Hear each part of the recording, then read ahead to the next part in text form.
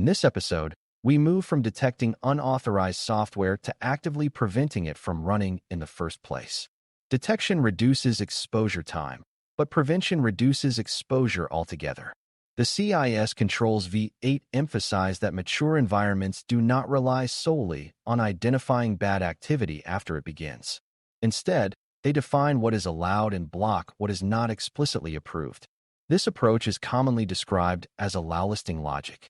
While the term may sound technical, the underlying idea is straightforward. Only approved software is permitted to execute. By the end of this discussion, you should understand how allowlisting works conceptually, why it is more restrictive than traditional blocking approaches, and how tightly governed exceptions preserve flexibility without undermining control. Before we continue, a quick note. This audio course is a companion to our course companion books. The first book is about the exam and provides detailed information on how to pass it best. The second book is a Kindle-only ebook that contains 1,000 flashcards that can be used on your mobile device or Kindle. Check them both out at cyber.author.me in the Bare Metal Study Guide series. Traditional software control approaches often rely on blocklisting, which attempts to prevent known malicious applications from running.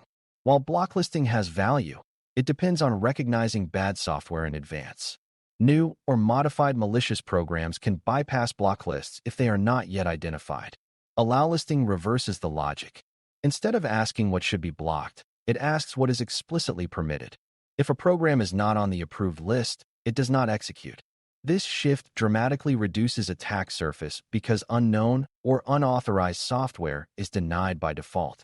On the exam, questions comparing detection-only approaches with preventive controls often reward answers that reduce risk proactively rather than reactively. Allowlisting depends on a reliable approved software baseline. Without a well-maintained approved list, allowlisting can become disruptive. Systems must know which applications, scripts, or binaries are permitted. This baseline may vary by role. For example, a developer workstation may require more tools than a production server. Role-based baselines ensure productivity while maintaining control. On the exam, when analyzing a scenario where allowlisting caused operational friction, the correct reasoning usually involves refining baselines rather than abandoning prevention. Implementation details may differ across environments, but the logic remains consistent. Execution control mechanisms validate applications against defined criteria, such as file hashes, digital signatures, or approved directories. If the application matches approved criteria, execution proceeds. If not, execution is blocked and logged. These logs provide valuable governance insight because they show attempted deviations. Even blocked attempts can reveal training gaps or potential malicious activity. Exam questions may test your understanding that allowlisting not only prevents unauthorized software, but also generates visibility into attempted violations. A major benefit of allowlisting is its effectiveness against zero-day threats. Zero-day threats exploit vulnerabilities that are not yet publicly known or patched.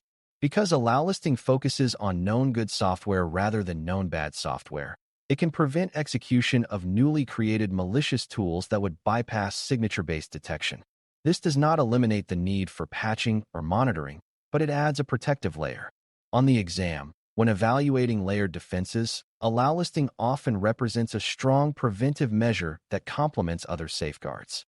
However, allowlisting introduces operational complexity. Environments are rarely static.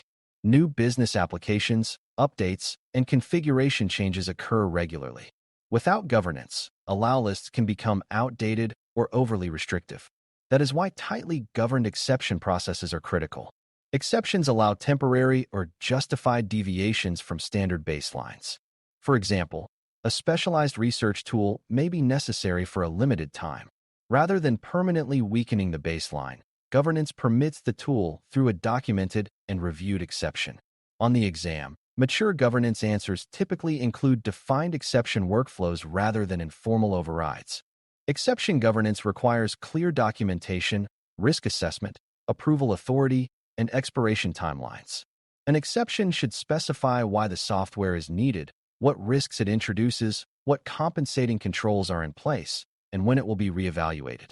Without expiration dates, exceptions can become permanent loopholes. Regular review ensures that exceptions remain justified and aligned with risk tolerance. On the exam, questions about exception management often test whether you recognize that structured oversight maintains control integrity.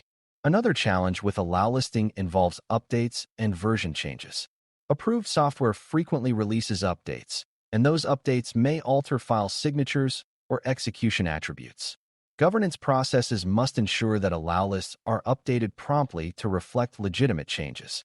Delayed updates can cause legitimate applications to fail unexpectedly, reducing user trust in the control. Effective communication between security teams and operational teams minimizes disruption.